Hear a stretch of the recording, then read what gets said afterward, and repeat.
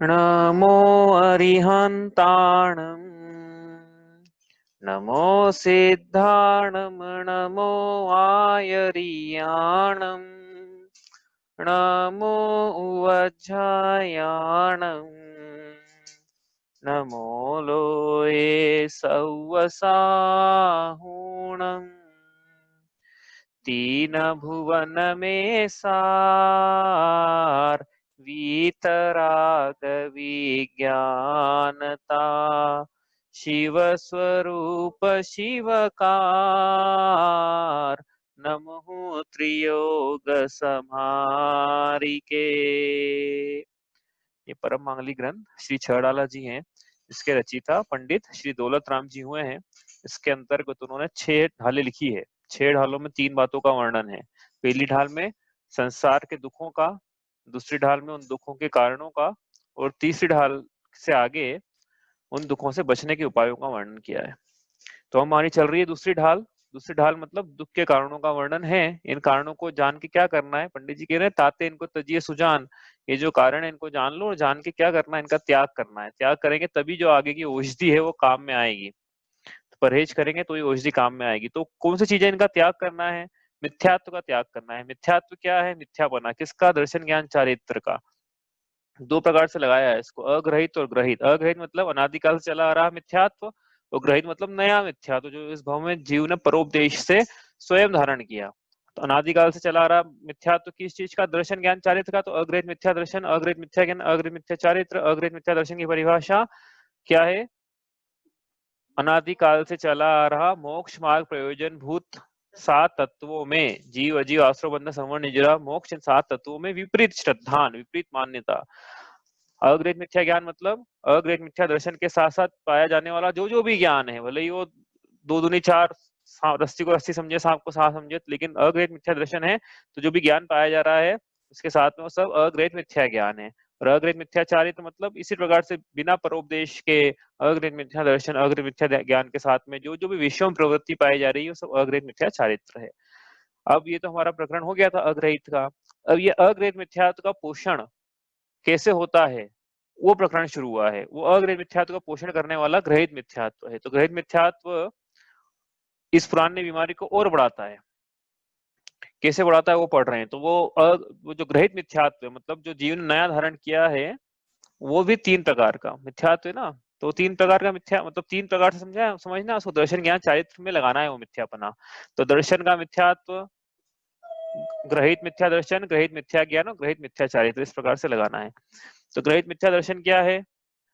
परोपदेश से देव, शास्त्र, गुरु और तत्व, इनका जो विपरीत भाव है, इनमें जो विपरीत पना उसको सही मान लेना। मतलब कुगुरु, कुदेव, कुधर्म, कुतत्व में श्रद्धान करना, ये ग्रहित मिथ्या दर्शन है। ये हम पढ़ रहे हैं। इसके बाद ग्रहित मिथ्या ज्ञान आएगा, फिर ग्रहित मिथ्या चारित्र आएगा, फिर कंक्लूजन, इस प्रकार से ढाल होगी।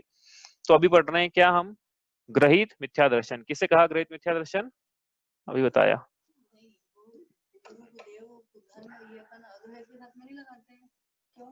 नहीं ये, हाँ ये प्रश्न है कि क्या हम इसको अग्रहित के साथ में नहीं लगाते हैं, कुगुरु, कुदेव, कुधर्म। तो यहाँ पे एक्चुअली ग्रहित और अग्रहित में जो डिफरेंस है वो ये है कि परोपदेश धारण किया है या अनादिकाल से चला आ रहा है। अब ये तत्वों में श्रद्धांत तो जीव का विपरीत श्रद्धांत तो अनादिकाल से चला आ रहा है, इसमें परोपदेश की रिक्वायरमेंट नहीं है, हाँ आवश्यकता नहीं है। लेकिन ये जो ग्रहित है ये नया धारण किया है इसने। नए इसको लोग मिले सिखाने वाले कि देव ऐसे होते हैं, गुरु ऐसे होता है, धर्म ऐसा होता है, शास्त्र ऐसा होता है, चारित्र ऐसा होता है। तो वो जो नया धारण किया है परोपदेश से, जो कि विपरीत है, सही नहीं है, समीचीन नहीं है, उसको हमने यहाँ पे कहा है हाँ ग्रहित मिथ्या दर्शन। ग्रहित मिथ्या दर्शन, ग्रहित मिथ्या ज्ञान और ग्रहित मिथ्या चारित्र, इस प्रकार से। तो नया धारण किया है इसने, पुराना नहीं चला आ रहा है कि भाई ये तो त्रियज गति में कोई दूसरा देव मानता था, नरक में दूसरा देव मान रहा है, स्थावर दूसरा देव, देव गति में दूसरा देव, ऐसा नहीं है। देव गति में तो सिर्फ जीव वीतरागता की पूजा करता है। देव गति में जितने भी चित्यालय हैं, जिन चित्यालय वो सब अरिहंत भगवान के हैं, उसमें ग्रहित का कोई मतलब ही नहीं है। ठीक है, तो इस प्रकार ग्रहित का तो फैसिलिटी सिर्फ यहीं पर है अभी। हाँ हाँ, प्रेजेंट भाव में जो नया नवीन, ये इस भाव में जो धारण किया है अगली भाव में भी नहीं जाएगी ये बात। तो इस भाव में धारण किया, अगले भाव में फिर अगला जो मिलेगा वो अगला हो जाएगा। मान लो यहाँ से इसी मनुष्य गति से दूसरी मनुष्य गति में ही जन्म ले लिया भरत ऐरावत क्षेत्र में, जहाँ पे इस प्रकार की विपरीतता चल रही है, तो वहां पे फिर नया हो जाएगा। वो इस अनादिकाल से नहीं चल रहा है ना, नया धारण करा उसने। ठीक है, इस प्रकार से ही है। तो अब इसमें हम चल रहे हैं अग्रहित के बाद अब ग्रहित मिथ्या दर्शन पढ़ रहे हैं, ग्रहित मिथ्या दर्शन। ठीक है, उसमें यहाँ कहा कि देव शास्त्र गुरु जो सच्चे नहीं है उनको सच्चा मान लेना, ये ग्रहित मिथ्या दर्शन है। हमने कुगुरु का स्वरूप पढ़ा। कुगुरु किसे कहते हैं? जो अंतर में राग द्वेष रखते हैं, बाहर धन अंबर से स्नेह रखते हैं, जो खोटा वेश धारण करके महंत पना जताते हैं, और जो संसार रूपी भव सागर में पत्थर की नाव के समान है, ये है कुगुरु। अब कुदेव की परिभाषा, कुदेव पढ़ना है हमें, कुदेव चल रहा है हमारा प्रकरण, अभी वो निकाल लेते हैं। कुदेव किसे कहते हैं? परिभाषा याद है? परिभाषा आ जाएगी तो क्या लिखेंगे हम? कुदेव किसे कहते हैं? जो इष्ट के कर्ता नहीं है, जो सुख के कर्ता नहीं है, जो सच्चे देव नहीं है, उन्हें इष्ट का कर्ता, सुख का कर्ता, भगवान मान के पूजना, ये मान्यता कुदेव है। और वो स्वयं यदि अपने को पुजवाएं कि हम देव हैं, हमें पूजे, तो वो खुद स्वयं कुदेव हैं। ठीक है, तो मतलब इसमें दोनों बात लगा ना, जैसे कल शायद बताया था पहले कि जैसे कोई हमको ही पूजने लग जाए तो हम कोई कुदेव थोड़ी हो जाएंगे। हमने कब बोला हमको पूजो? वो तो जो उसकी मान्यता है वो कुदेव। हाँ, हम ऐसा बोलने लग जाए कि हम ही भगवान है। ऐसे हैं कुछ अब मनुष्य भी हैं जो अपने आपको भगवान के रूप में स्थापित किए हुए हैं, लेकिन वो भगवान है नहीं, तो वो फिर वो कुदेव हो जाएंगे। ठीक है, इस प्रकार से भले ही वो कोई सी गति का जीव हो, मतलब जीव गति का उसमें रिक्वायरमेंट नहीं है, तो जड़ को भी पूजने को तैयार है ना जीव, तो जड़ भी कुदेव है उस अपेक्षा से। ठीक है, तो हमने क्या पढ़ा ये उसको पढ़ते हैं एक बार। छंद नंबर 10 कुदेव जो दौलत राम जी ने यहाँ लिखा है। जे राग द्वेष मल करी मलीन वनिता गदादि जुत चिन्ह चिन्ह ते हैं कुदेव तिन की जुसेव शठ कर तन तिन भव भ्रमण छेव। किने कहा कुदेव? जो अंतरंग में राग द्वेष रूपी मल से मलिन हैं, जो बहिरंग में स्त्री और गदा आदि चिन्हों से पहचाने जाते हैं, ये कुदेव हैं। और जो मूर्ख इनकी सेवा करते हैं उनके संसार परिभ्रमण का कभी छोर नहीं आता, ऐसा इन्होंने लिखा है। अब ये अंतरंग में राग द्वेष धारण करते हैं, तो हमने देखा था साथ में क्या क्या धारण करते हैं, हमने उसकी लिस्ट बनाई थी भाई। क्या थी वो लिस्ट? जो ऐसे ऐसे ऐसे दोष है जो कि कुदेव में पाए जाते हैं, कुदेव में पाए जाने वाले दोष, उसकी सूची बनाए हम। तो 18 प्रकार के दोष हैं जो कुदेव में पाए जाते हैं और सुदेव में नहीं पाए जाते। कुदेव में पाए जाने वाले 18 दोष। क्या क्या लिखा था हमने? देखो, क्षुधा, तृषा, इसके बाद जन्म, जरा, मृत्यु। ठीक है, राग, द्वेष, मोह, रोग, शोक, भय। ठीक है, निद्रा। ये हो गए 4 या 12, 18 बनाने अपने को, और 2 का सेट और चाहिए अपने को। तो इसके बाद रति, क्या है और? रति, पसीना, मद, चिंता, आश्चर्य और खेद। इस प्रकार से 18 मद है, चिंता, आश्चर्य और खेद। 18 मद नहीं, 18 दोष है जो कि हो गए ना 18, देख लो आप, 6 या 18 हो गए, 6 रोज में 3 कॉलम है। इस प्रकार के 18 दोष हैं। हमें पहचान करनी है कि कुदेव कौन है और सुदेव कौन है, कौन इष्ट के करता है और कौन इष्ट के करता नहीं है, कहाँ हमारे पूज्यता के भाव होना चाहिए, किससे पूजा जाना चाहिए, कौन किसकी पूजा हितकारी है। तो ये हम देखेंगे कि ये पाया जा रहा है कि यदि ये पाया जा रहा है तो उनकी पूजा हितकारी नहीं है, उल्टा अहितकारी, ये भी सिद्ध करेंगे। वो पूजा सुख को बढ़ाने वाली, दुख को बढ़ाने वाली, सुख करता नहीं है। यदि ये दोष पाया जा रहा है, इनमें एक भी इसमें से एक भी दोष पाया जा रहा है, तो उसकी पूजा करना, उन देव की पूजा करना या किसी की भी पूजा करना, कुदेव की पूजा करना सुख का कारण है, दुख का कारण है। ये भी अपन सिद्ध करना बाकी है, अपन 2-3 दिन से बोल रहे हैं, करेंगे आज नंबर आएगा तो आज करेंगे, नहीं तो कल करेंगे। ठीक है, वो आएगा नंबर उसका। तो ये देखो, अब एक एक में क्षुधा पाई जा रही है, हमने देखा था क्षुधा पाई जा रही है क्या, तृषा पाई जा रही है क्या, भोग लग रहे हैं इनको, ये सो जाते हैं 6-6 महीने, इनको श्राप दे देते हैं, इनको जमीन पे आना पड़ता है, इनका वृद्धावस्था प्राप्त होती है, फिर मृत्यु को प्राप्त हो जाते हैं। कोई दुनिया की कोई ऐसी फिलोसफी नहीं बोल पा रही कि हमारे भगवान वीतरागी हैं। जैन धर्म अकेला बोलता है कि हमारे भगवान वीतरागी है, मतलब सब तो सरागी हो गए फिर। अब जब राग होता है तब द्वेष भी होता है, और जब द्वेष है तो मोह भी पाया, राग द्वेष है तो कुछ अनिवार्यता नहीं मोह की, लेकिन मोह भी पाया जा रहा है, पर परमात्मा से ममत्व का परिणाम पाया जा रहा है। ठीक है, शरीर में अनेक प्रकार के रोग पाए जा रहे हैं, शोक हो जाता है, भय है इनको, कोई मार नहीं दे इनको, इसलिए इन्होंने अस्त्र शस्त्र रखे हुए हैं, रति करते हैं ये अपने भक्तों से, अपने परिग्रह से रति है, पसीना इनके पाया जाता है, इनके अहंकार है, इनके आश्चर्य मतलब अज्ञान, आश्चर्य जो है और अज्ञानता की निशानी है, इसलिए अज्ञानता को अलग से नहीं लिखा, आश्चर्य लिख दिया मतलब अज्ञानी है। चिंता पाई जा रही है, खेद पाया जा रहा है, इस प्रकार से 18 दोष पाए जा रहे हैं। लेकिन सुदेव जो होते हैं वो इनमें वो 18 दोष नहीं पाए जाते हैं, सुदेव में 18 दोष नहीं है, इनमें से एक भी नहीं है। देखो अपन बच्चों को सिखाते ना, एक भगवान के 24 चिन्ह, एक भगवान के नहीं 24 भगवान के 24 चिन्ह। अब देखो यहाँ पे एक एक भगवान के अपन 24 चिन्ह बना सकते हैं यहाँ पे। ये सुदेव वो होते हैं जिनमें 18 दोष नहीं होते हैं, 18 चिन्ह तो यही हो गए, जो नहीं है, क्षुधा नहीं है, तृषा नहीं है, ये चिन्ह हो गए सब भगवान के, लेकिन ये लक्षण हो गए भगवान के, इससे भगवान पहचाने जाते हैं। निद्रा नहीं है भगवान के, जन्म नहीं है, 18 तो यही हो गए। इसके बाद अपन वो लिख सकते हैं यहाँ पे नीचे चाहे तो, सर्वज्ञ वितरागी सर्वज्ञ अनंत दर्शन अनंत ज्ञान अनंत सुख अनंत वीर, 18 4 22 वितरागी और सर्वज्ञ हो गए 24, एक भगवान के 24 चिन्ह हो गए, एक भगवान के 24 चिन्ह, 24 भगवान के 24 चिन्ह याद कराते हैं बच्चों को, या अपन एक भगवान कहो ना जिसमें 24 चिन्ह पाए जाएंगे। मैं 24 बनाए, ऐसे मिलते नहीं भैया, तो हमने मन से बनाए हैं, मन से बनाया मतलब ऐसा कोई 24 का फिगर वो करके नहीं है, लेकिन हम तो ये कहना चाह रहे हैं कि अपन 24 चिन्ह याद करते हैं, 24 चिन्ह वास्तव में ये याद करना चाहिए कि ये पाए जा रहे हैं क्या उनमें, भगवान में नहीं पाए जाते हैं। भगवान भवांतरों के चक्कर में नहीं पड़े हुए हैं कि वो खुद ही क्या है अवतार ले रहे हैं, फिर खुद ही अलग भव में आ रहे हैं, फिर तीर्थंकर फिर अवतार लेके अलग भव में आ रहे हैं। वो भगवान तो स्वयं के भव को हर चुके हैं और वो अपने उपदेश से अपने अनुयायियों के भवों का दुख हरने वाले होते हैं। वो जन्म मरण के चक्कर में नहीं पड़े हैं, और उनको जो उपासना करते हैं उनकी वो उनका खुद का जन्म का मरण का चक्कर छूट जाता है, ऐसे होते हैं भगवान।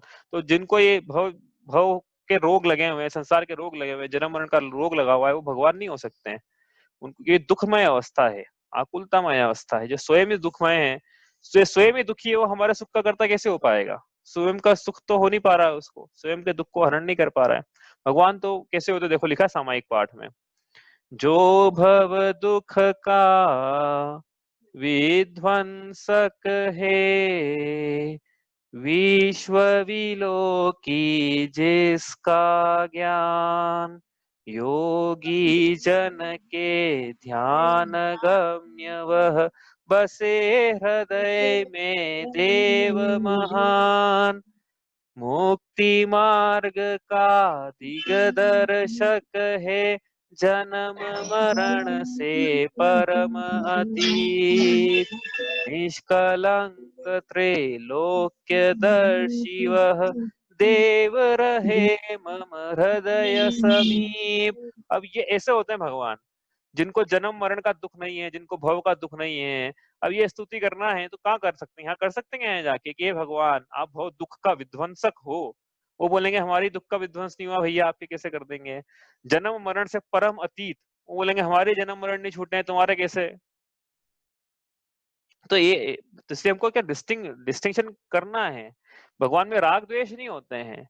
निखिल विश्व के वशीकरण में राग रहे ना द्वेष रहे, ऐसे होते भगवान। निखिल विश्व के उनको राग द्वेष नहीं होता है, उनको ये नीचे जो चीज लिखी है शोक भय पसीना ये सब नहीं होता है। जैसे अग्नि जलाती तरु को वैसे नष्ट हुए स्वयमेव, भय विषाद चिंता नहीं जिनको, परम देव मम हृदय रहे। ये ऐसे होते हैं देव। ये और ये स्तुति इन्हीं के सामने की जा सकती है, इनके सामने कैसे करेंगे हम जिनके खुद के नहीं छूटे हैं? ये विचार रखना है अपने को बहुत अच्छे से। इससे कल बताया था कि ये जो बातें हैं ये बिल्कुल पढ़ाई जाने लायक है बच्चों को। दो का पहाड़ा से रटाते हैं ना, रटा दो भगवान कैसे होते हैं, वीतरागी सर्वज्ञ, फिर आगे चल के उसकी जो बुद्धि का विकास होगा तो वो स्वयं ही सीख लेगा कि हाँ वीतरागता मतलब क्या होता है, सर्वज्ञता मतलब। लेकिन स्टार्टिंग में अपन उसको सही ट्रैक पे डालें, भले उसको समझ में नहीं आ रहा है अभी। हमको बहुत सारी बातें समझ में नहीं आती थी, आलोचना पाठ जैसे बचपन पढ़ने आते थे, वो बाद में समझ में आया। अनंतानुबंधी जो जानो, प्रत्याख्यान प्रत्याख्यानो। अब उस समय थोड़ी समझ में आता था क्या होता है, अब बाद में समझ में आया ना। तो बाद में समझ में आता, अभी तो रटवा दो कि ऐसे होते हैं देव, ऐसे नहीं होते हैं। तो ये जीव लेकिन क्या मान रहा है, जीव वो मान रहा है कि कुदेव कैसे होते हैं, ग्रहित मिथ्यात्व यदि इससे है तो इसके कुदेव की मान्यता विभिन्न प्रकार से पाई जाती है। ये देव गति के जीवों में देवत्व की कल्पना करता है, मनुष्य गति के जीवों में देवत्व की कल्पना करता है, तिर्यंच गति के जीवों में देवत्व की कल्पना करता है, काल्पनिक वस्तुओं में या काल्पनिक चीजों में, काल्पनिक चेतनों में देवत्व की कल्पना करता है, और कुछ जड़ जड़ पदार्थ जो है उनमें देवत्व की अपने इष्टपने की कल्पना करता है।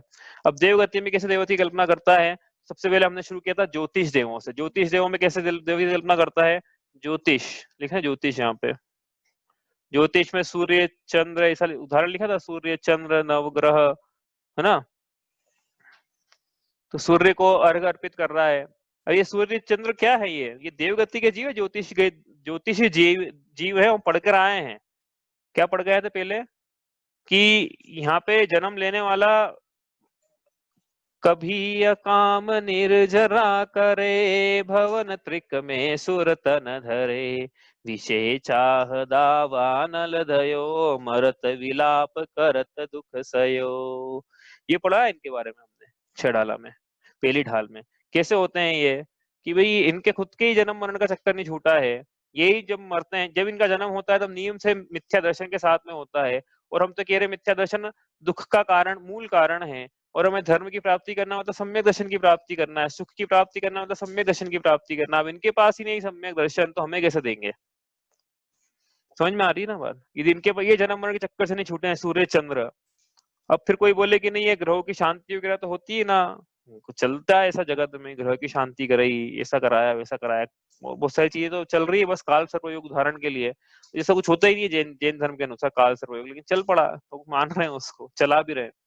तो क्या है, ये ग्रह की चाल से भविष्य का अनुमान लगाया जा सकता है, जिसको जो ज्योतिष का जानकार है वो लगा सकता है, इसमें कोई हम आपत्ति नहीं है। लेकिन ये नहीं है कि ये ग्रहों के कारण कुछ हो रहा है हमें, ये ग्रह हमारा कुछ कर रहे हैं। तो जगत में कितने जीव हैं, 10⁻29 मनुष्य, सूर्य कितने हैं 2, चंद्र कितने हैं 2।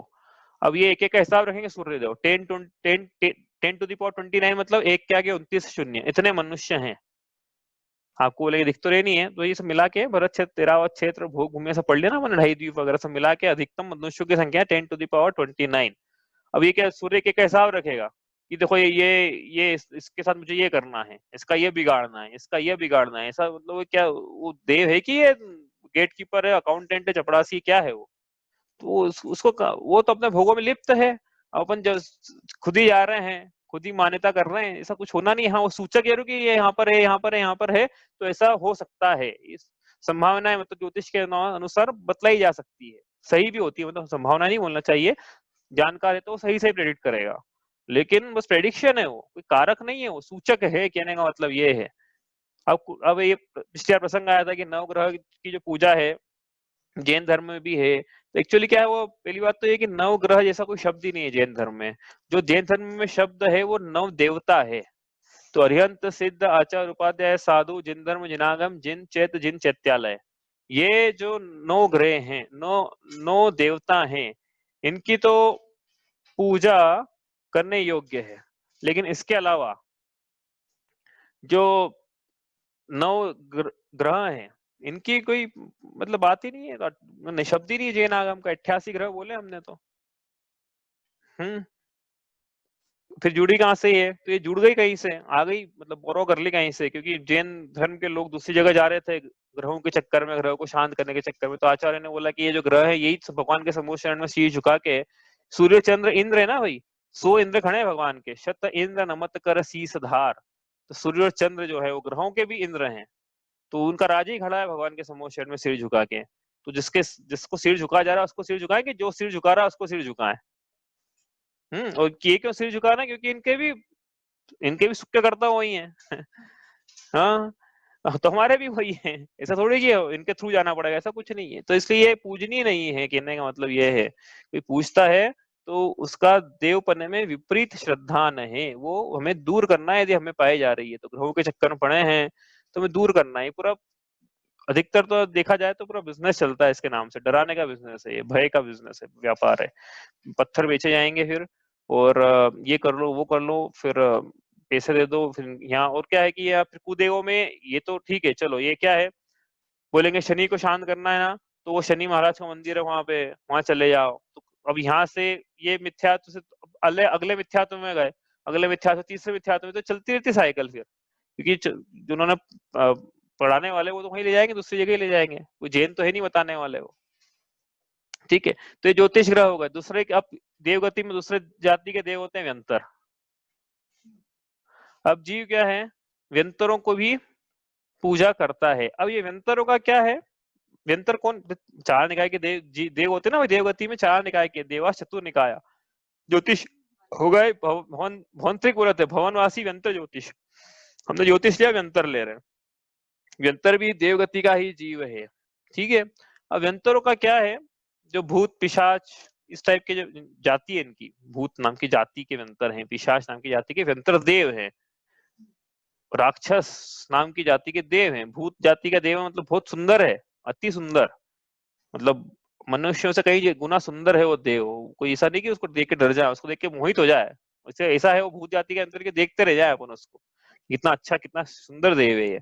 तो ये सब देव है, लेकिन इनमें क्या है, व्यंतरों में क्या पाई जाती है प्रवृत्ति, इनमें कौतूहल करने की प्रवृत्ति पाई जाती है। इनमें लोगों को डराने की, जैसे बच्चा रहता है ना, मुंह चिढ़ाता है, नकल उतारता है, जुबान बाहर निकालेगा, कुछ भी अटपिटे अंग करके लोगों को चिढ़ाएगा, ऐसा कौतूहल करता, फिर लोग चिढ़ते हैं तो इनको मजा आता है। वैसे व्यंतर जो है इस प्रकार की हरकतें करते हैं, लोग ऐसे डरते हैं तो इनको मजा आता है, इनको लोगों डराने में, जैसे वो असुर कुमार जाति के देव थे, उनको नरकों में जाके भिड़ाने में मजा आता है, वैसे व्यंतर जाति के इनको मनुष्यों को चिढ़ाने में, डराने में, भगाने में, सताने में मजा आता है।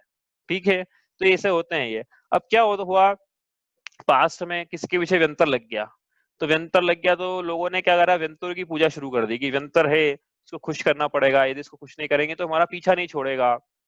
पीपल के पेड़ में व्यंतर पाए जाते हैं, भूत बोलते ना, भूत पाए जाते हैं पीपल के पेड़ में। तो हो सकता है किसी का निवास हो, मना नहीं कर रहे किसी व्यंतर देव का, क्योंकि इनके भवन भवनापुर और इसके अलावा हम देखे ना आवास स्थान, तो व्यंतरों का आवास तो कहीं भी बना लेते हैं। तो रिक्त स्थान देखा, मंदिर देखा, सूना घर देखा, पेड़ देखा, कोई भी स्थान देखा, व्यंतर अपना टेम्परेरी स्थान वहां बना लेते हैं, निवास बना लेते हैं। ठीक है, तो ये व्यंतर जो है पीपल के पेड़ पाए जा सकते हैं, मना नहीं कर रहे हैं, और ये इनमें शक्ति भी होती है कि डरा भी सकते हैं लोगों को। लेकिन होता क्या है कि डराते ही उनको है जो पहले से ही डरा हुआ होता है। जगत का नियम है, इसको डराया जाता है जो पहले से डरा हुआ होता है। जो निर्भीक है उसको क्या डराएंगे, जो निर्भीक है ना उसको डरा भी नहीं सकते हैं ये, बोले तो निर्भीक है इसको क्या डराएंगे, हम लोग अपनी इंसल्ट थोड़ी कराने दूसरे व्यंतरों में कि वहां डराने गए थे और डरे ही नहीं हो। तो ये जीव पहले से डरा हुआ है, उसको डराएंगे। इसलिए हम यदि नहीं डरे तो हमारा कुछ बिगाड़ नहीं सकते हैं, व्यंतर कुछ बिगाड़ नहीं सकते हैं हमारा, हमारा।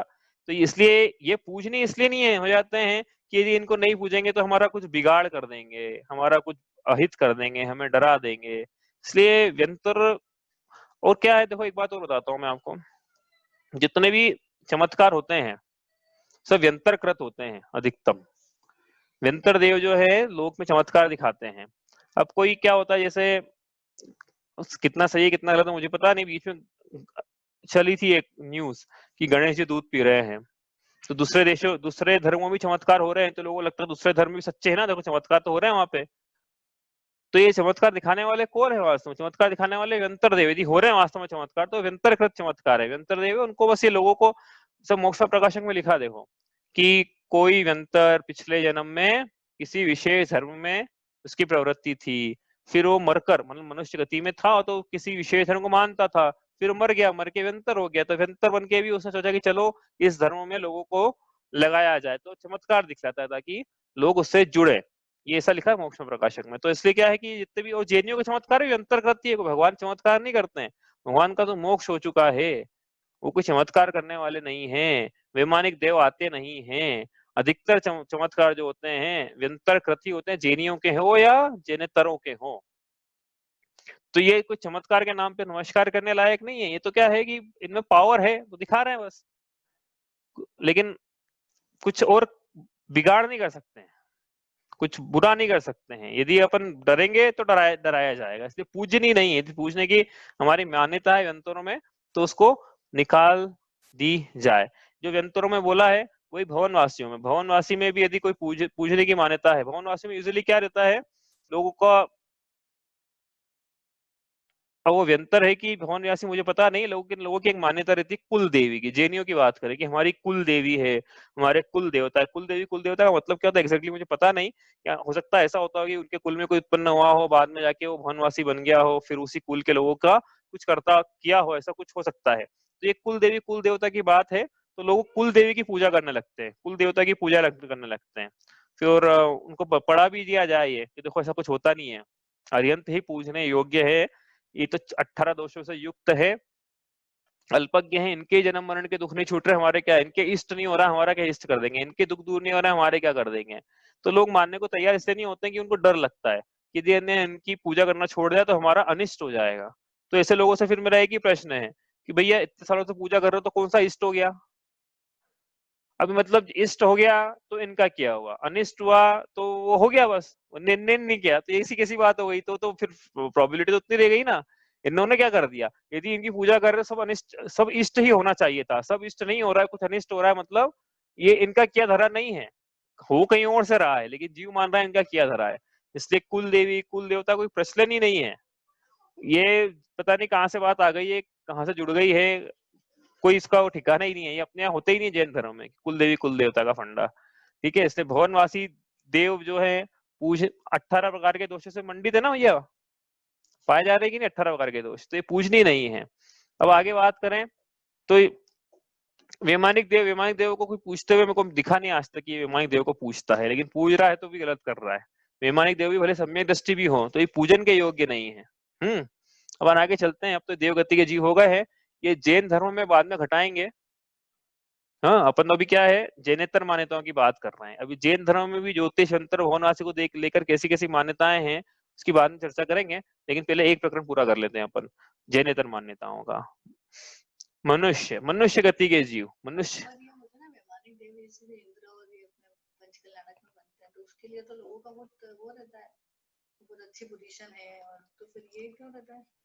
ऋचा, हाँ तो हाँ तो ऋचा का प्रश्न है कि पंच कल्याणक में स्वधर्म इंद्र बनाया जाता है और बहुत सारे जो पात्र रहते हैं तो लोगों को बड़ा क्रेज रहता है बनने का, तो वहां पे वो क्रेज रहता है अलग प्रसंग है। अभी तो देवता की बात कर रहे हैं, देव है क्या कोई वो, इसलिए बन रहे हैं क्या देव, मतलब पूज्य हो जाएंगे क्या स्वधर्म इंद्र बन के? अपन उसका प्रकरण ले रहे हो, क्यों बनते हो अलग प्रकरण है। यहाँ पे प्रकरण चल रहा है कुदेव का। तो वो कोई देवता के रूप में थोड़ी बनाते पंच कल्याणक में उनको कि हमारे इनकी पूजा करना है अपने को, वो तो खुद भगवान के समोषण में ठीक है। आगे चले यहाँ से, उसका प्रकरण हम बाद में कभी लेंगे कि कैसे क्या पंच कल्याणक में, वैसे तो मैंने पहले ढाल में ले लिया थोड़ा बहुत।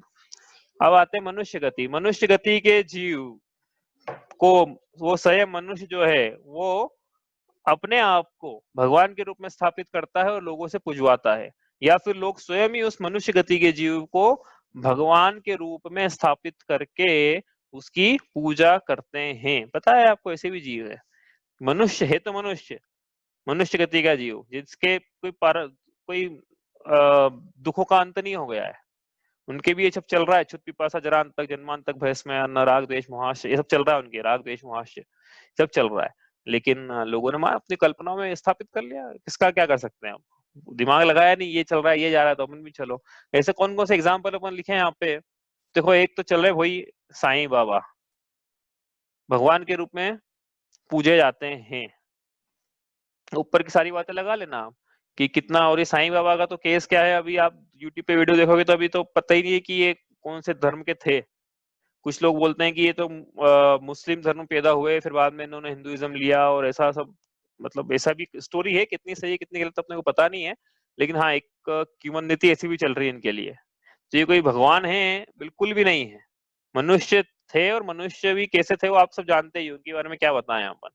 इसलिए कहीं अपनी पूज्यता के भाई कि सबका मालिक एक है वो भी साईं बाबा इस प्रकार के, तो ये कोई 18 दोषों से जो युक्त है वो भगवान नहीं हो सकते।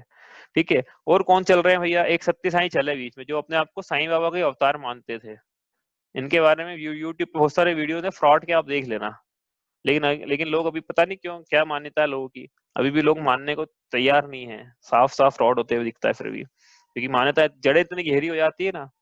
और क्या चल रहा है मनुष्य में, अभी चले, अभी हम जैन कुल में पैदा हुआ एक व्यक्ति जो अपने आप को ऐसा बताता है कि मैं एनलाइटेंड हूँ, ओशो रजनीश, जैन ही था ये। हाँ, बाद में फिर ये अपने आप को अब फिलोसफी कुछ भी बता दी, फॉलोअर्स बन गए इनके, अपने आप को ऐसा बताया इन्होंने कि आई एम एनलाइटेंड। एनलाइटन का मतलब क्या होता है फिर, उसके एनलाइटन का मतलब होता है केवल ज्ञान। हाँ, अब इनको केवल ज्ञान का कुछ कोई कुछ क्षायोक्षमिक ज्ञान है, थोड़ा सा ज्यादा उघाड़ है, थोड़ा सा ज्यादा बोलना आता है मान लो अच्छे से, तो लोग प्रभावित हो जाते हैं और फॉलो करने लगते हैं। तो ये इनमें कोई मान्यता पाई जा रही है, और भी हो सकता है, मैंने तो क्या अभी मॉडर्न लिखे हैं, इसके पहले भी कुछ हो सकते हैं, बाद में भी कुछ आ जाए मनुष्य कि हम ही देव हैं, हम भगवान हैं, हमको भगवान के रूप में आप पूजो। तो उनकी जहाँ जिस धर्म के ये हैं, उनकी धर्म की मूल मान्यताओं में इसका निषेध किया है। शंकराचार्य ने साईं की पूजन का निषेध किया है, तो ये उनकी मूल मान्यता में नहीं पाया जाता है। ये तो उस लोगों ने बस अपने मन से कुछ अलग होना चाहिए ना, अलग हटके उस प्रकार की चीजें हैं ये। ठीक है, आगे चले। अपन तो क्या इसको फटाफट करके, अपन तो जेएनयू की बात करना है अपने को, तो अपने को मतलब मुझे ऐसा लगता है कि हम लोग इसमें नहीं फंसे हुए हैं, लेकिन फिर भी यदि फंसे हुए तो अपनी मान्यता निकाल लेना। तिर्यंच गति के जीव को लोग पूछते हैं, तिर्यंच गति में कौन कौन से आते हैं भाई जीव जिसको पूजा जाता है? सबसे पहले तो अपन लिखेंगे, सबसे पहले गाय, फिर आया सर्प, और फिर बड़, पीपल, तुलसी, और भी बहुत सारे हैं, नीम वगैरह सब लिख लेना आप, जो जिसके पूजन की मान्यता है। तो ये गाय और सर्प और बड़ा पीपल तुलसी क्या है? ये तिर्यंच गति के जीव हैं। गाय को पूज्य मानते हैं। अब गाय कैसे पूज्य है? वही अपने से अपने से हीन गति का जीव है गाय। लेकिन लोग और यदि गाय एक आध मुंह एक्स्ट्रा आ जाए, एक आध सांप, एक आध पूंछ एक्स्ट्रा आ जाए, तो उसको बिल्कुल देवी के रूप में पूजा जाता है गाय को, कि स्पेशल टाइप की गाय है ये। हाँ, वो देखे होंगे आपने भी, चलती गाड़ियां, बैलगाड़ियां, स्पेशल टाइप की लोग जाते हैं पूछते हैं, पता नहीं क्या क्या करते हैं, आशीर्वाद लेते हैं, क्या करते हैं भगवान जाने। लेकिन ये जो है तिरंच गति का, अपने से भी हीन गति का जीव है। 18 दोषों की तो बात ही क्या करें।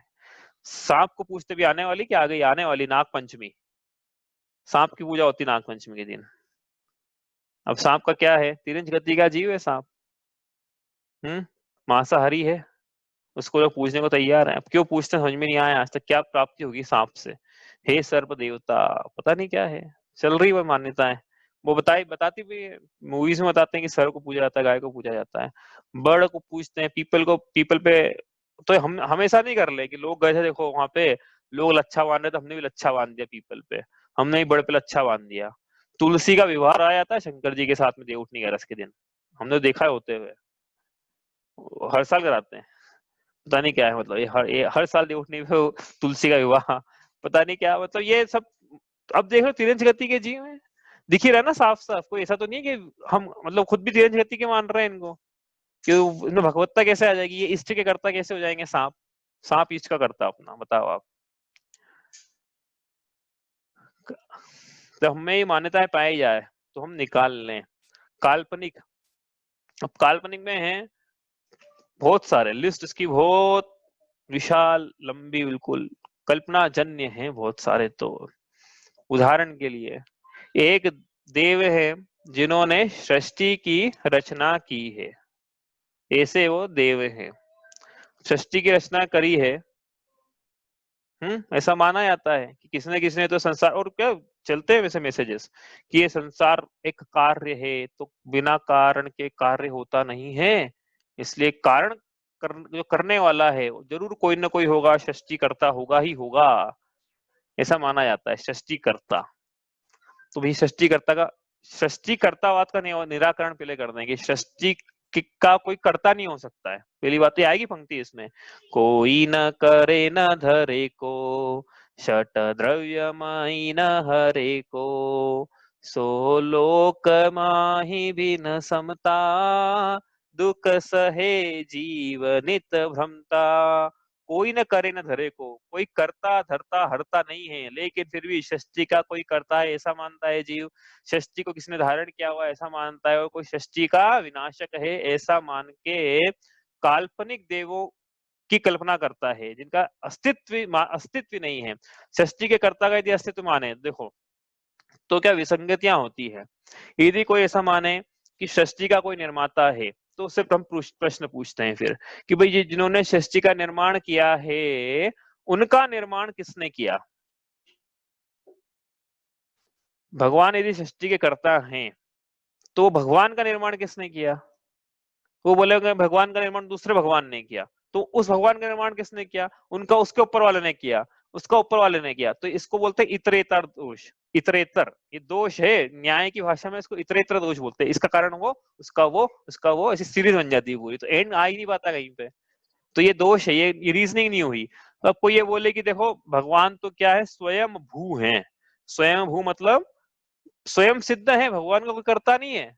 षष्ठी का करता है लेकिन भगवान का करता नहीं है, ऐसा वो बोलते हैं। अब ये क्या है, ऐसी बात है ये तो कि देखो जिसने षष्ठी बनाई वो बड़ा कॉम्प्लेक्स माइंड होगा ना, अच्छा दिमाग वाला कुछ होगा व्यक्तित्व, तो षष्ठी के निर्माण करा होगा उनने।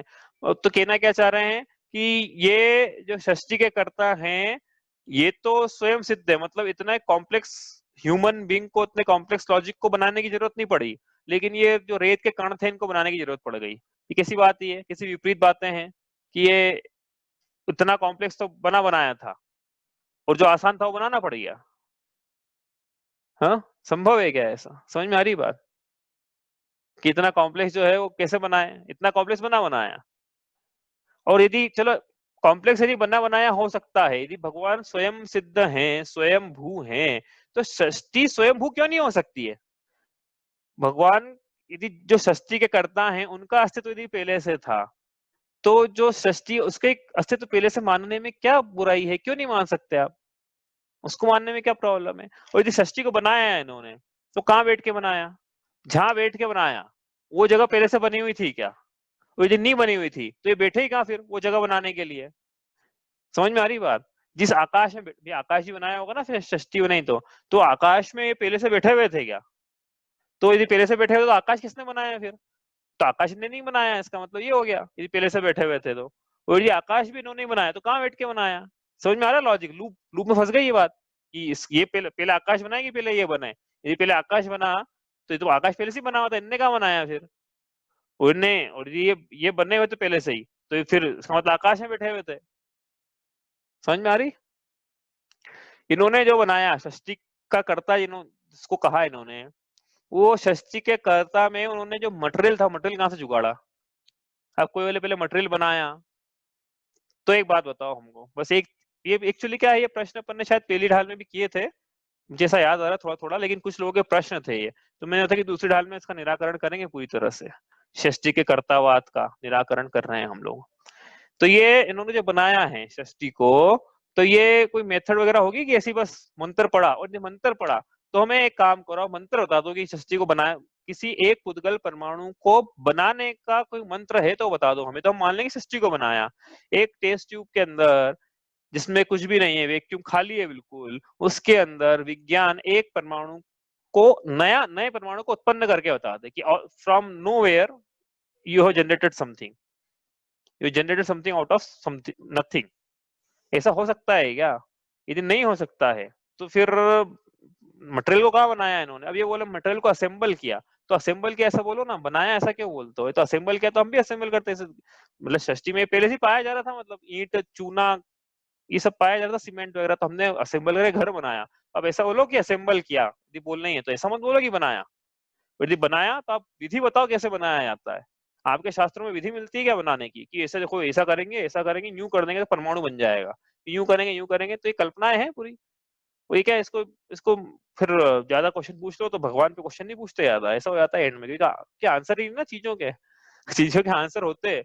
बहुत सारे मत है कि भैया ये ऐसे ऐसे क्वेश्चन पूछ मुझे, अल्लाह ये तुम ऐसा शुभा करोगे, तुम शक करोगे तो तुम जरूर जन्म में जाओगे, तो वो प्रश्न को दबा दिया जाता है। ठीक है, तो और ये जो षष्ठी के कर्ता जिनको इन्होंने काल्पनिक रूप से स्थापना की है षष्ठी के कर्ता के रूप में, इनकी कहानी सुनाता हूं मैं आपको। इनके शास्त्रों में जो कहानी मिलती है वो कहानी सुन रहे हैं अपन, कि इनके चार मुख क्यों हैं, चतुर्मुख बोलते ना इनको, इनके चार मुख कैसे हैं?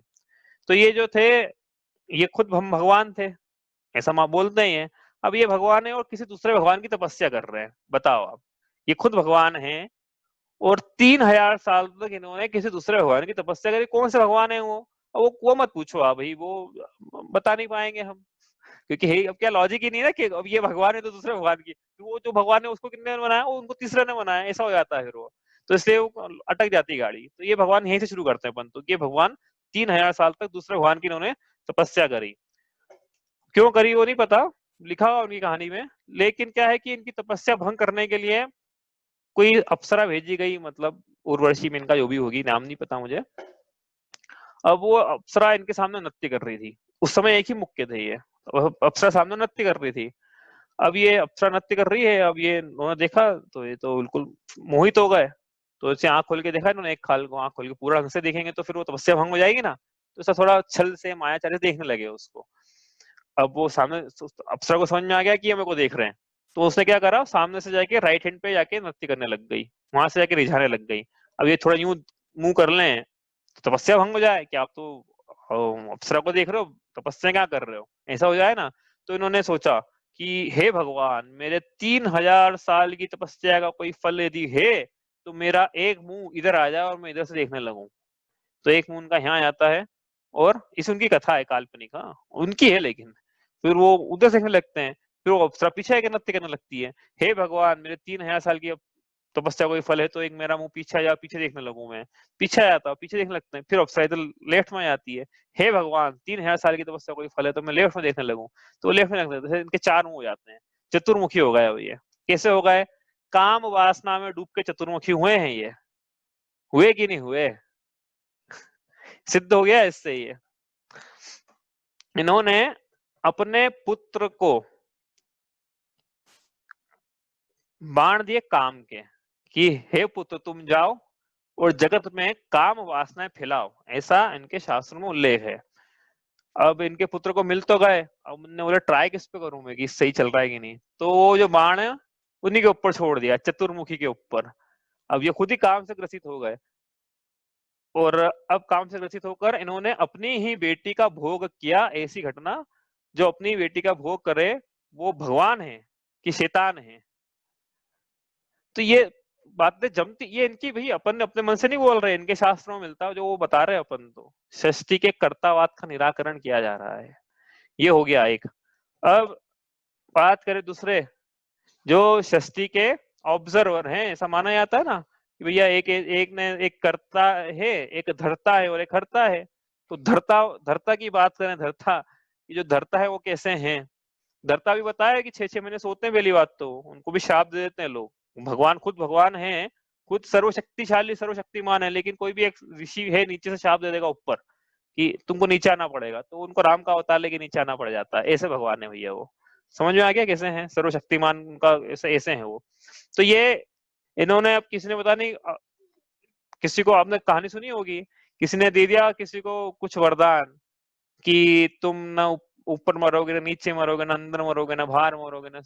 वरदान तो दे दिया, फिर बाद में खुद को दिमाग लगाना पड़ गया कि इसको मारे कैसे। अब अभी तो उत्पाद मचा रहा है, तो इनको पहले दिख नहीं रहा था कि उत्पाद मचाएगा ये। और फिर खुद को अवतार लेके नीचे आना पड़ गया हिरण्यकश्यप का वध करने के लिए। तो ऐसी तो इनकी काल्पनिक कथाएं हैं कि भगवान को नीचे आना पड़ जाए। भगवान में अल्पज्ञता पाई जा रही है, उनमें अज्ञानता पाई जा रही है, इनको दिख नहीं रहा है कि क्या होगा। और फिर वो फिर वर दे देते हैं, वर देने के बाद वो उत्पाद मचाए, फिर ये फिर हीरो बन के, जैसे तो ऐसी बात है ना, जैसे कि हीरो बनना है किसी को, तो पहले तो गुंडे बेच के लोगों को हैरान परेशान करवाए, फिर खुद ही हीरो बन के आ जाए नीचे कि देखो मैं हीरो हूँ। ऐसी बात हो गई है। तो पहले खुद ने वरदान दिए। इस प्रकार का छल पाया जा रहा है, अज्ञानता पाई जा रही है, कपट पाया जा रहा है, निद्रा का दोष पाया जा रहा है, सर्वज्ञता नहीं है, संपूर्ण जो है शक्तिपना, सर्वशक्तिमानपना नहीं पाया जा रहा है। इस प्रकार की इनमें काल्पनिक कथाएं पाई जा रही है। अब बात करते हैं कि इसकी डिस्ट्रॉयर की, काल्पनिक देवों में इनके डिस्ट्रॉयर है, जिनको गुस्सा बड़ी जल्दी आ जाता है। तीसरी आंख खोल देते हैं, कल्पनी जो षष्ठी है वो उसका प्रलय आ जाता है, विनाश हो जाता है। तो ये जो डिस्ट्रॉयर है ना, देखो ये डिस्ट्रॉय कुछ भी कर सकते हैं भाई तीसरी आंख खोल के। लेकिन क्या हुआ, एक बार तपस्या करी भस्मासुर ने, तो उसको आशीर्वाद दे दिया, वरदान दे दिया क्या, कि तुम जिसके भी सर पे हाथ रखोगे वो भस्म हो जाएगा। भस्मासुर को मिल गया, मजा आ गया उसको। तो भस्मासुर ने क्या बोला, कि कैसे ट्राई करूं? तो बोले जिनने वरदान दिया उसी के ऊपर। तो इन्होंने भस्मासुर को आशीर्वाद दे दिया। भस्मासुर ने बोला कि अब ट्राई किस पे करें, तो चलो इन्हीं पे ट्राई करते हैं। तो इन पे ट्राई करा। तो कैसे करा कि जो भक्त है जिसको आशीर्वाद दिया है वो पीछे दौड़ रहा है भगवान के, और भगवान जो है भयभीत होकर भक्त से आगे दौड़ रहे हैं। भगवान के भय पाया जा रहा है जो सर्वशक्तिशाली है। तीसरी आंख खोलते हैं तो षष्ठी जो है वो नष्ट हो जाती है। लेकिन क्या है, भस्मासुर सामने आ गया तो समझ नहीं पड़ी क्या करें। तो ये क्या चल क्या रहा है, ये समझ नहीं पड़ी। भय पाया जा रहा है और अज्ञानता पाई जा रही है। सर्वज्ञपना कहाँ गया? जब भगवान भस्मासुर को आशीर्वाद दिया तो समझ में नहीं आ रही थी कि भैया ये मेरे को डिस्ट्रॉय कर देगा, मेरे पीछे भागेगा। सर्वज्ञपना कहाँ गया और सर्वशक्तिमान बना कहाँ गया? ये दूसरे के पास जा रहे हैं कि भैया ये ऐसा हो गया, मेरे मेरे प्राणों की रक्षा करो। भगवान बोल रहे हैं, दूसरे प्राणों की भीख मांग रहे हैं। फिर वो बोले कि एक काम करो, उसके पास चले जाओ। वो बोले दूसरे तीसरे के पास। तो फिर वो पता नहीं कौन इंद्र आया, फिर जो स्त्री का भेष धारण करके आया। फिर उसने नृत्य कलाओं से मोहित करके भस्मासुर का हाथ अपने ऊपर रखवा लिया। भस्मासुर भस्म हो गया। तो भगवान के प्राणों की रक्षा हो गई। ये तो भगवान के प्राण हर जाते भैया। भगवान मतलब कितना भय पाया जा रहा है भगवान को भी। तो ऐसे भगवान की आराधना करके क्या मिलेगा बदले में? क्रोध मिलेगा, भय मिलेगा, काम वासनाएं मिलेगी, विषय कषाय का पोषण मिलेगा, अल्पज्ञता मिलेगी, सरागता मिलेगी। और हमें क्या चाहिए? हमें तो सर्वज्ञता चाहिए, हमें वीतरागता चाहिए, हमें आत्मा में आत्मा की लीनता चाहिए, हमें सर्व सुख अनंत सुख चाहिए। ऐसा नहीं कि ये तो अभी थोड़ा देर में ये करा, थोड़ी देर में वो करा। ऐसी काल्पनिक है कि भैया एक इनका पुत्र था, वो पुत्र का पता नहीं कैसे प्रकट हुआ, वो कैसे भी करके। तो पुत्र का किसी ने सर काट दिया। फिर बताया, पता चला तो मेरे ही पुत्र है। तो एक काम करो, यहाँ से उस दिशा में जाओ, जो पहला जानवर मिलेगा उसका सर लेके आओ, फिट कर दो इसमें। अब ये किसी काल्पनिक बातें नहीं है। जानवर का सर फिट कर दिया। और फिर पता नहीं ऐसा क्या महान काम किया उस जानवर वाले इंसान, मुंह वाले इंसान ने, कि उसको सबसे पहले इन्होंने स्थान दे दिया कि पूज्यता में। ऐसा कोई महान काम उनके ग्रंथों में ही नहीं किया उन्होंने। ऐसा कोई महान काम उनके ग्रंथों में नहीं किया उन्होंने। उनको सबसे पहले पूज्य बना दिया कि आप सबसे पूज्य हो गए। अब पता नहीं कैसे हो गए। जैनियों में भी ये प्रवृत्ति पाई जाती है, लक्ष्मी जी की पूजा करते हैं। लक्ष्मी जी जो है ना, उल्लू पे निकलती होगी रोज। रोज नहीं तो कम से कम दिवाली पे तो उल्लू की सवारी करती होगी लक्ष्मी जी। और देखती होगी कि अरे किसके घर में मकान पुता हुआ है, किसके घर में सफाई करी हुई है, किसके घर में दिए जल रहे हैं, किसके घर में मेरी पूजा हो रही, तो मैं वहां जाके तिजोरी में जाके निवास करती हूँ। ऐसी होती होगी लक्ष्मी जी। क्यों? क्या चल क्या रहा है ये? हमारे पिताजी कर रहे थे इसलिए कर रहे हैं।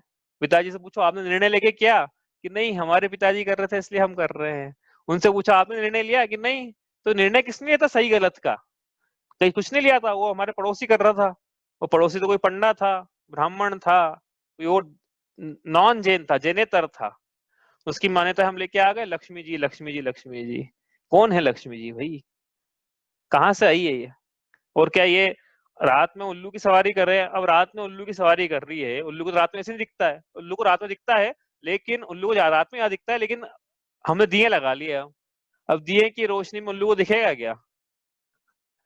चारों तरफ तो दिए लगा लिए, लाइटिंग कर ली है। अब वो लक्ष्मी जा रहे उल्लू तो आंखें आंखें बंद है उसकी। तो वो तो आते हुए नहीं आए। तो ये सब विपरीतता चल रही है। चला रहे हैं बस लोग अपने अपनी कल्पनाओं में चला रहे हैं।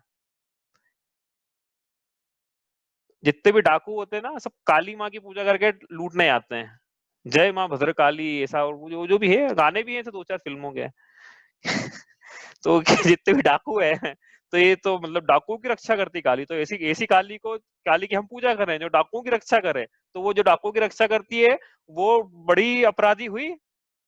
शरण अपराधी को जो दे, अरे अपराधी वह भगवान। जो अपराधी को शरण दे वो तो अपराधी हुआ ना, कि पूज। अब कोई बोले कि भैया ये तो वो करते हैं, तो अच्छा करती कि नहीं करती है? तो जैसे फिर डाकू कैसे करते हैं पूजा? तो जैसे वो मान रहे हैं वैसे अपन नहीं मान रहे हैं कि लक्ष्मी जी हमारी करती है। वो चल रहा है, बस चलाते आ रहे हैं। अरिहंत को भूल गए ना, इसलिए सिद्ध भगवान को भूल गए, सच्चे देव का स्वरूप भूल गए, इसलिए ऐसी मान्यताएं चल रही है। लेकिन ये सब इष्ट के कर्ता नहीं है। यदि इष्ट के कर्ता के रूप में इनको पूजा जा रहा है, तो जीव अनादि काल के अग्रहित मिथ्यात्व का ही पोषण कर रहा है। क्यों करना लक्ष्मी की पूजा? धन की प्राप्ति के लिए। अच्छा, मतलब धन में सुख है, पर पदार्थों में सुख है, इष्ट के संयोग में सुख है, परिग्रह में सुख है, सरागता में सुख है, मतलब वितरागता में दुख है। संवर्ध है तो संबंधी विपरीत श्रद्धान। अब ये एक पांव तो यहाँ इस नौका में रखे सरागता की, एक में रखे विरागता की, तो फिर क्या डूबना निश्चित है इसका।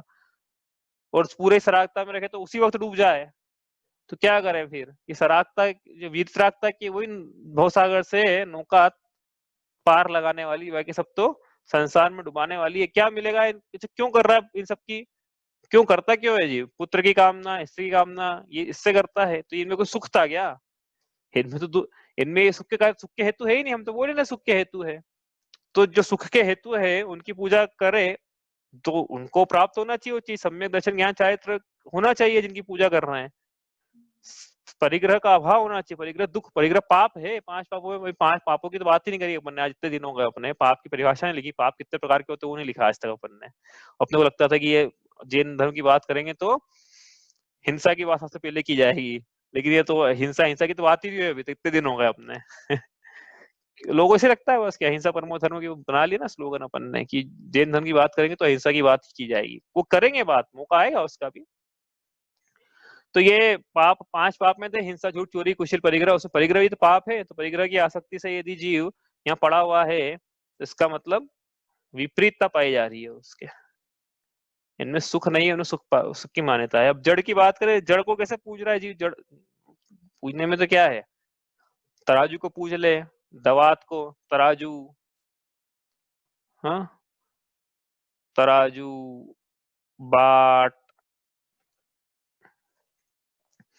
और क्या पाए जाते हैं? औजार, कलम, दवात। जिस मतलब जहां इसको लगता है कि इष्ट की कल्पना, वहां पूजने लग जाता है इसको। झाड़ू को पूजने लग जाता है, झाड़ू,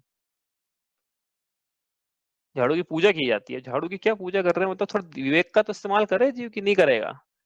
पूज्य पदम के भाव स्थापित करने हैं। कितनी मतलब सही डॉक्टर की पहचान करनी है अपने को कि ये जो झाड़ू है मेरे दुखों को हर देगी, हर लेगी। झाड़ू अपने सुखों को कर देगी। क्या है, क्या चल क्या रहा है? ये चल रही मान्यताएं चल रही है, जीव चला रहा है। तो हमारी ऐसी कोई मान्यता पाई जा रही है इनमें, तो हम निकाल ले। कहने का मकसद बस यही था इसमें। किसी को कुछ पूछना है इसमें? आपके पहले तो बहुत प्रश्न थे पहली ढाल में बहुत लोगों के, तो हमने बोला था कि जब दूसरी ढाल आएगी तब अपन लेंगे इसको, इस प्रकरण को, कि कहाँ जो कौन सुख के करता है, कौन सुख के करता नहीं है। इसमें बहुत से तो काल्पनिक हैं, बहुत से तिर्यंच हैं, मनुष्य गति के जीव। इसमें कौन एक भी नहीं दिख रहा है कि जो थोड़ा ठीक ठाक सा भी हो? एक भी नहीं दिख रहा है इनमें से, बताओ आप। काल्पनिक मतलब अस्तित्व नहीं है। सृष्टि के कर्ता का अस्तित्व ही नहीं है, मान लिया कि है। किसने माना? भगवान अभी हम मानने लग जाएंगे? नए नए भगवान लॉन्च कर दे। संतोषी माँ जो है अभी लॉन्च हुई है, ज्यादा टाइम थोड़ी हुआ संतोषी माँ को। पहले 300 साल पहले देखोगे तो मिलेगी नहीं आपको। तो अभी और आप चले जाओ भैया, अभी उज्जैन का राउंड लगाओ, आपको ऐसी ऐसी माएँ मिलेगी। खिड़किया माता, पहाड़ी माता, ये सब अभी लॉन्च हुई। तो इसे लॉन्च कर लो ना, भगवान को क्या है, लॉन्च कर लो आप एक बड़ी सी जमीन ले लो, उसमें से बड़ा सा मंदिर बना लो, और थोड़ा भव्य निर्माण करके एक आध दो चमत्कार दिखवा दो, और कोई सी माता को स्थापित कर दो। कुर्सी माता, चमेली माता, हो जाएगा। लोग आना शुरू कर देंगे। जैसे स्थापना हो गई इनकी, लोगों ने मानना शुरू कर दिया कि हाँ अब कहीं तो आस्था टिकानी पड़ेगी ना जीव को, तो इसने यहाँ टिका दी।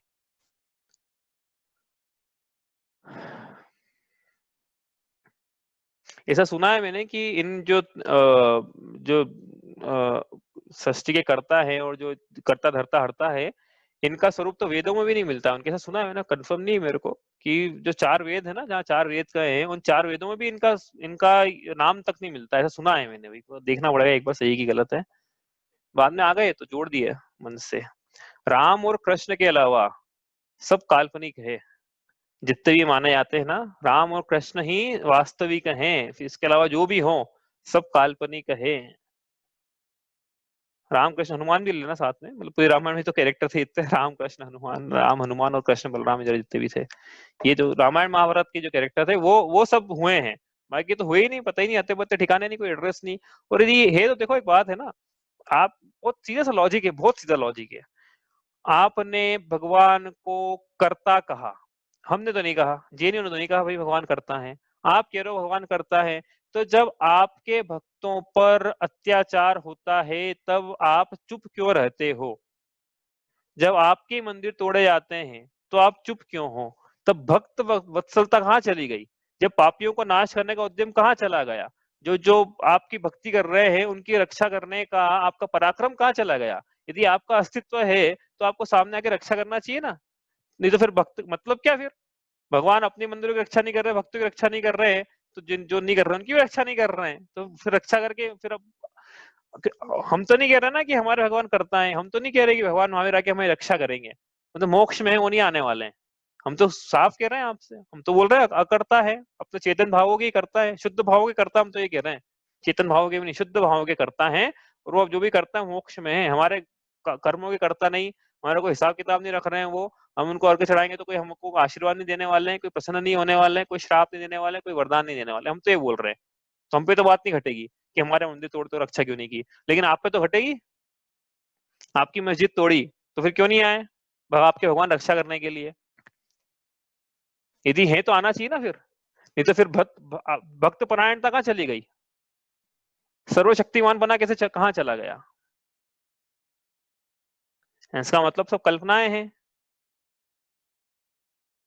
बहुत सारी कल्पनाएं, बहुत तो ऐसी ऐसी कल्पनाएं कि अपन ज्यादा क्या खोले अपन, क्योंकि अपने को एक्चुअली क्या दूसरों की निंदा करने का तो प्रयोजन है ही नहीं यहाँ पे। अपने में दोष है तो अपन निकाल लें, तो अपन ये बस देख अपने को इतना सही है बस कि हमें दोष पाए जा रहे हैं क्या, यदि हमें दोष पाए जा रहे हैं तो हम निकाल ले, इतना ही प्रयोजन है अपना। नहीं तो इसमें खोलने जाएंगे तो इसमें तो ऐसी ऐसी बातें लिखी है आचार्यों ने कि आप बोलोगे कि क्या चल क्या रहा है ये, इसमें मतलब कितनी ज्यादा काल्पनिक बातें हैं जिनका कोई तथ्य नहीं है, इनका कोई ओर छोर नहीं है, मिलते नहीं ना बातें।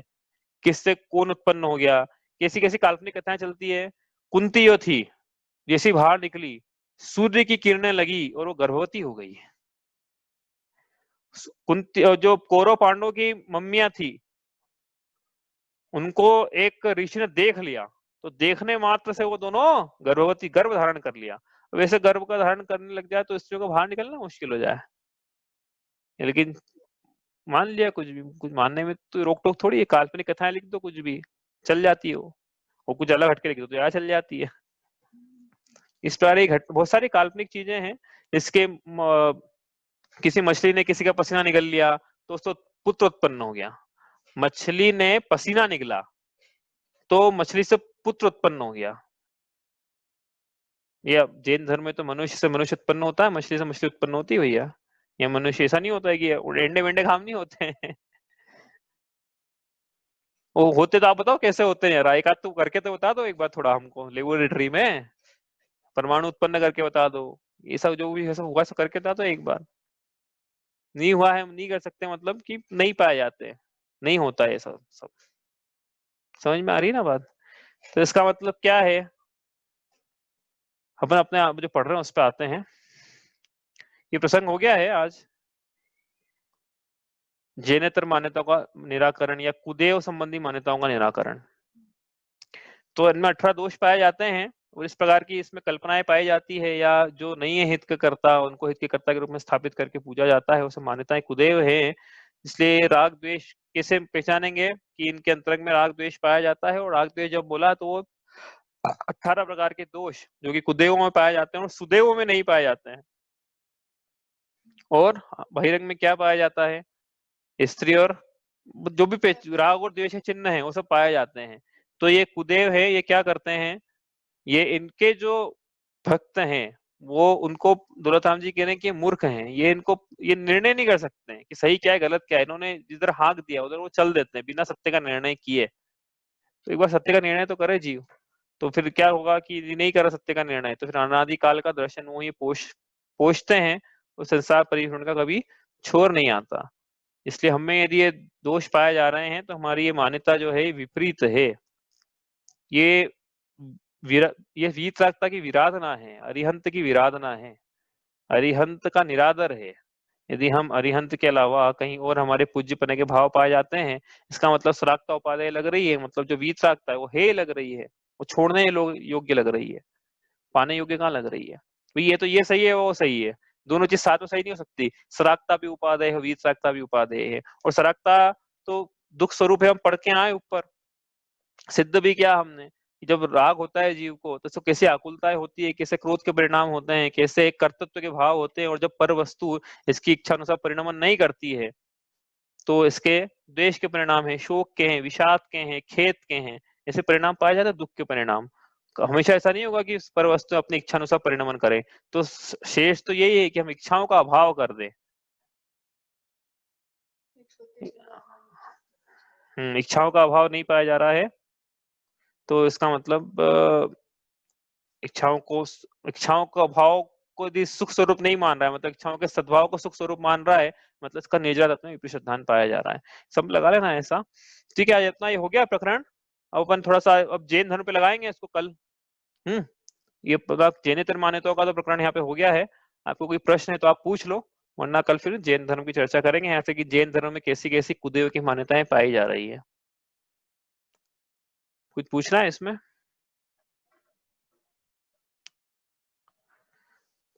चलिए। जावाणी के ज्ञान ते सूझे लोकालोक, सोमाणी मस्तक नमो सदा देतहु धोक।